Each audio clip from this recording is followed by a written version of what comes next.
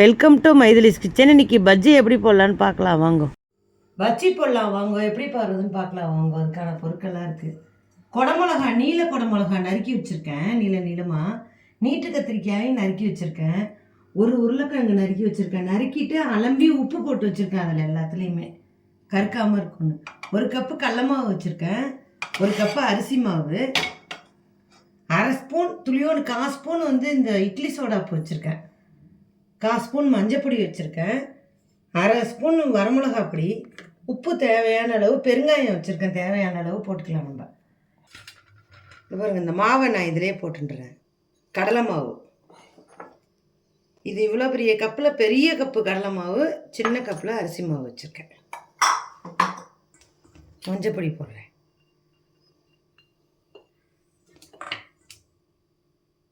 வரமிளகா பொடி, தேவையான அளவு உப்பு. நம்ம கடையிலையும் பஜ்ஜி மாவு வாங்கிக்கலாம். இல்லாத பட்சத்தில் இந்த மாதிரி பண்ணிக்கலாம். சோடாப்பு போட்டால் கொஞ்சம் உப்பும், அதுக்காக சோடாப்பு. தேவையான அளவு பெருங்காயம் கொஞ்சம்.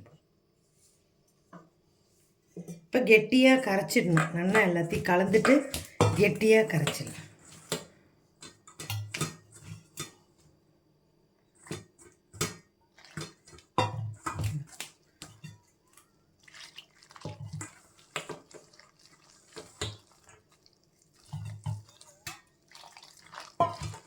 தோசை மாவு மாதிரி நல்லா கரைச்சிட்டோன்னு பஜ்ஜி போட்டுடலாம்.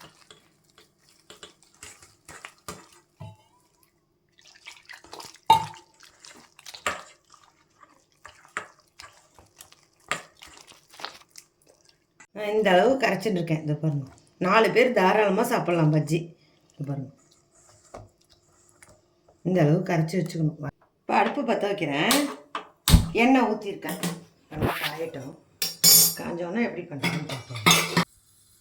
இது உரைக்கவே உரைக்காது, நல்லா இருக்கும். நீங்கள் பண்ணலாம், கடையில் சாப்பிட்றது மாதிரியே இருக்கும். நான் உப்பு தடவி வச்சுட்டுருக்கேன். ஏன்னா உப்பு உள்ளே இறங்காதுன்னு உப்பு தடவி வச்சு.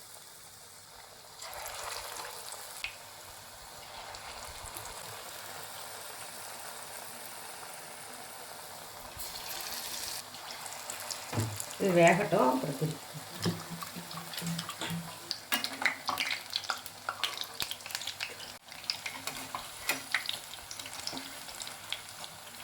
எல்லாத்தையும் பரட்டி போட்டிருக்கேன். எடுக்க வேண்டியது எல்லாமே இருக்கு. ஈஸி தான், ரொம்ப ஈஸி. குழந்தைகளுக்கெல்லாம் ஸ்நாக்ஸ் மாதிரி நல்லா இருக்கும், கொடுக்கலாம். ஜோராக இருக்கும், பண்ணி பாருங்க.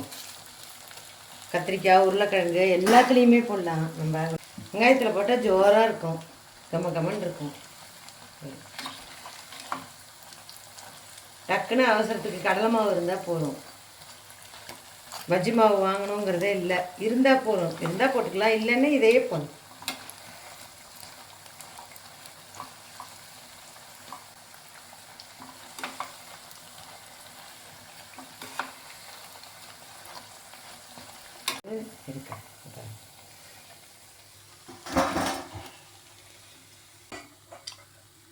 இப்போ நம்ம அடுத்தது அதேமாரி கத்திரிக்காய் நறுக்கி வச்சேன்ல, அதை போடலாம்.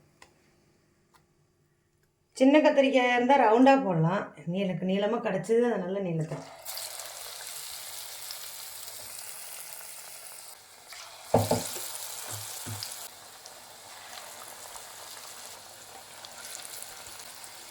வேகட்டும். இன்னும் திருப்பி போடணும்.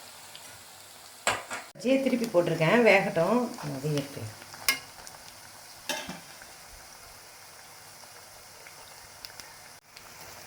கத்திரிக்காய் வெந்துடுத்து. ஒரு 2 நிமிஷம் எடுத்துடலாம். அடுத்தது உருளைக்கிழங்கு போடலாம்.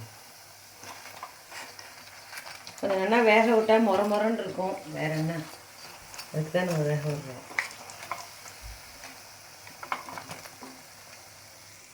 கத்திரிக்காய் பஜ்ஜி ரெடி. நான் எல்லாம் ஒன்று தான் நறுக்கி வச்சுருந்தேன். பூரம் எங்கள் இடத்துல மனுஷாவே இல்லை, நல்லா ஒன்று தான் நறுக்கிருந்தேன். இப்போ உருளைக்கிழங்கு போடலாம்.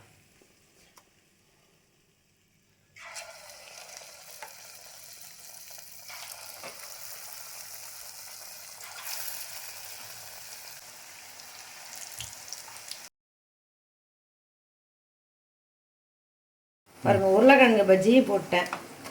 தேங்காய் சட்னி அரைப்புன்னு நினச்சிட்டு இருக்கேன். அரைச்சிட்டு உங்கள்கிட்ட காமிக்கிறேன்.